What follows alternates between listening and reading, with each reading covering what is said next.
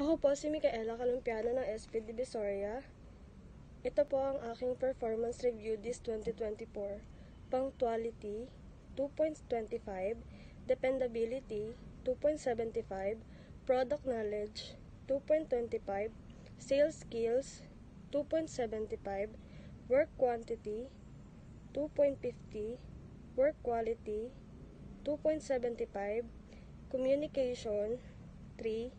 Solution-oriented, 2.75. Flexibility, 2.75. Team player, 2.75. Ang average score ko ay 2.65, which is very good. Base sa kanila, ako daw po ay problem solver, focus sa trabaho, good service provider, masaya kasama, maayos sa workplace, matiyaga, masinop, at masipag.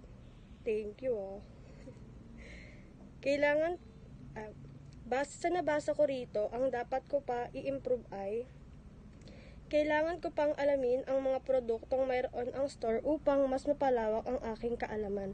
Yun lamang po. Salamat.